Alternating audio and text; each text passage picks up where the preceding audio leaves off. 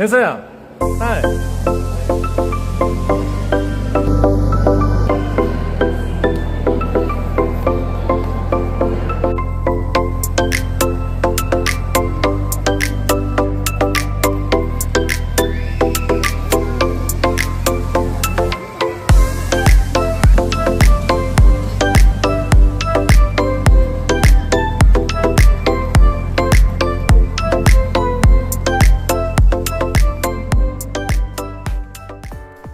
안녕하세요. 제도권 주식 분석입니다. 자, 모처럼 제 일상을 한번 공유해봤는데요. 방송을 잠시 접어두고 현대 프리미엄 아울렛으로 나들이를 다녀왔습니다. 여러분들 주말 잘 보내셨죠? 다음주 시장이 좀 걱정되는 건 사실인데요. 제가 코스피 얘기를 좀 중심으로 해서 한번 드려볼까 합니다. 지난주 시장 10초 동안만 리뷰해드리면, 일단 지난주 금요일날 미국 시장이 폭락했습니다. 이때 보면은 고용시장이 아주 냉각됐다라는 건데, 이 통계를 발표하는 직원을 해고했다라고 하면서 실제로 미국에서 고용 지표가 매우 안 좋게 나왔다라는 거죠.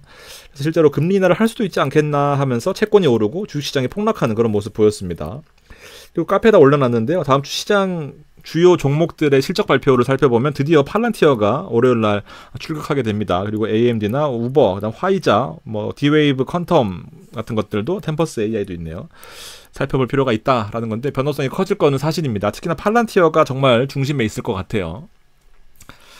자, 코스피 얘기는 사실 많이 하지는 않을 건데요. 두 달 동안 하면서 느낀 점은 정말 약하다, 기초체력이. 그리고 시가총액 상위주 하락하는 거 뒤에 보여드릴 텐데, 일단 이런 것들 다 떠나서 가장 큰 약점은 오늘 두 가지로 정리해드릴 테지만, 정책적인 불확실성이 너무 크다라는 거죠. 말 한마디에 시장이 완전히 바뀌어버리는 거죠.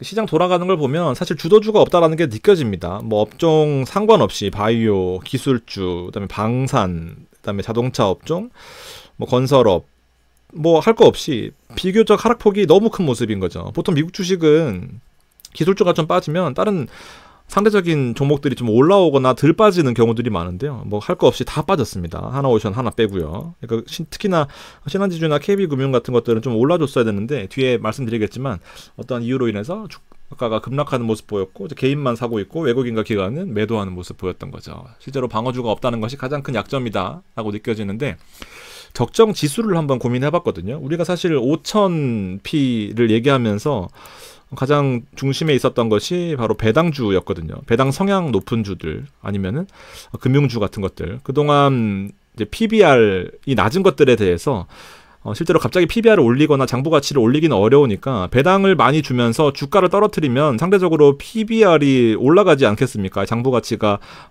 떨어질 수 있다면은 가격이 올라가니까, 실제로 이 가격을 떨어뜨리는 것 있어서 배당이니까 이 배당을 좀 늘리는 종목들에 집중했었거든요. 근데 보면 또 다시 3.8%나 급락한 모습이었죠. 적정 주가를 이렇게 보면은요, 2,500선에서 그냥 여기 움직입니다. 또 웃긴 거는 이렇게 좀 매도 신호가, 이거 RSI거든요. 매도 신호가 좀 강했다라고 하면 올라가고요.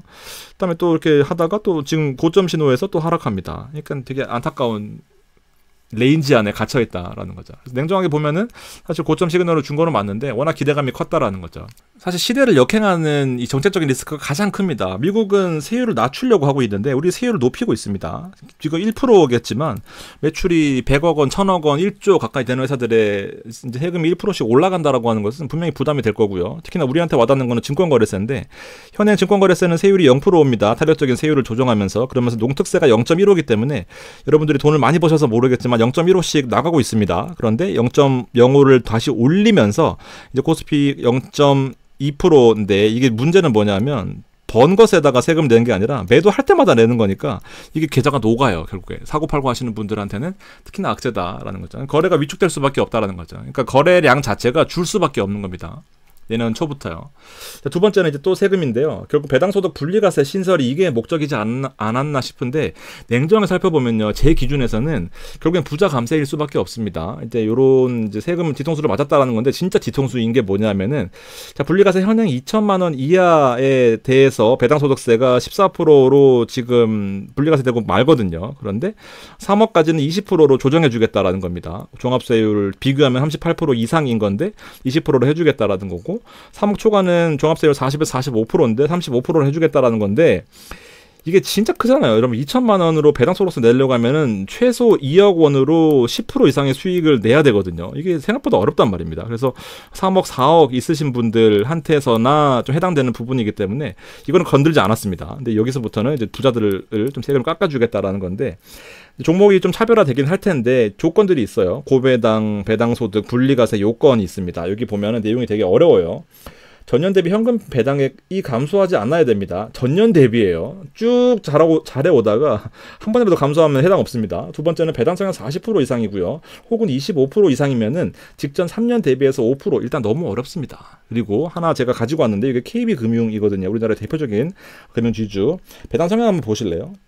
40%는 커녕 25%대입니다. 그리고 25% 이상이면 전년 3년 대비해서 5% 이상 배당이 증가해야 되는데, 이 5%가 말이 5%지 생각보다 크단 말이에요. 그러니까 40은 커녕 25도 어려운데, 이제 이런 종목들에 대해서 혜택을 주겠다라고 하니까 그냥 에이 안 해. 외국인 입장에서는 너나 많이 해. 그냥 미국으로 갈게 하는 겁니다. 그래서 환율이 급등하고, 결과적으로 이제 세금 측면에서 실제로 혜택 받는 종목들이 차별화될 거고, 그런 종목은 시장을 주도할 수 없을 거죠. 언제 지금 배당 주고 있습니까? 미국처럼 배당을 좀 최소한으로 주고 기업을 살리는 데 노력해야 되겠다라는 그런 생각이 드는데, 좀 어려운 이슈입니다. 그리고 가장 큰 문제는 대주주를 또 건드렸어요. 이제 1%, 2%, 4% 뭐 이렇게 있는데, 현행 50억에서 10억으로 줄였다라는 건데, 이게 보면 대주주 요건에서 보면은 1% 이상이긴 한데 주주와 특수 관계인 다 합친 거거든요. 그러니까 생각보다 해당되는 분들이 많을 거고, 뭐 해당되는 분들이 내 주변에 없다라고 하더라도 세율이 진짜 높아요, 여러분들. 물론 이 상황마다 좀 다르긴 한데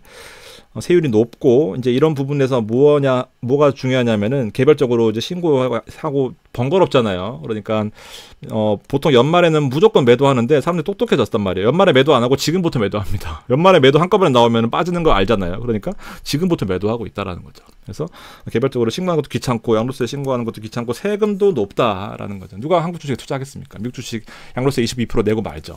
그러다 보니까 연말에 팔지 않고요. 실제로 개인들은 대주주 위주로 지금 팔고 있다라는 겁니다. 그래서 환율 1,400원까지 올라갔고요.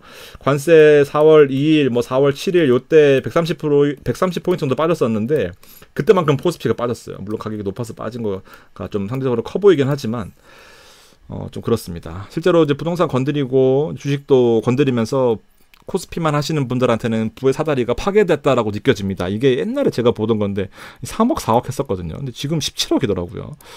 사실은 제가 깜짝 놀란 포인트 중에 하나였고요. 리츠나 ETF 그리고 미국 주식으로 투자할 가능성이 매우 커졌다라는 겁니다. 그래서 ETF는 여러분들 아시겠지만 국내 주식의 매매 차익은 비과세입니다. 그리고 해외 자산에 대한 매매 차익, 돈 번 것들, 그리고 이제 국내에 상장된 것들 말입니다. 배당은 보유기한 과세라고 해서 다 배당소득세로 처리가 되거든요. 그러니까 실제로 앞선 세금에 대해서 조금 더 한 발짝 물러설 수 있겠다라는 겁니다. 그래서 사실은 이런 것들 세금을 잘 거두어 들여서 이런 국가주도 산업에 잘 투자를 해야 되는데, 제가 보기에 그럴 것 같지는 않거든요. 그래서 지금이라도 뭐 저희 와이프도 말 안 듣고 코스피에서 투자하는데, 결국 여러분들이 자산이 크면 클수록 배당주 위주나 아니면 미국 시장 위주로, 아니면 제가 말씀드린 포트폴리오 위주로 한국 상장된 종목들을 투자하시거나 아니면 미국 주식을 투자하시는 게 빠질 때 빠지고 오를 때 오르는 좀 납득이 가는 시장에 투자하고 있지 않나라는 생각이 듭니다. 그러니까 지금 정책적인 리스크는 너무 좀 가슴 아프잖아요. 내가 잘못한 것도 없는데.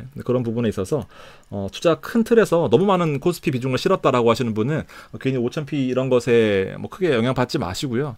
어차피 오르면은 미국 주식이 더 많이 오를 겁니다. 그래서 비율 분배를 잘 하셨으면 좋겠다라는 생각으로 마무리를 해보겠습니다. 고맙습니다.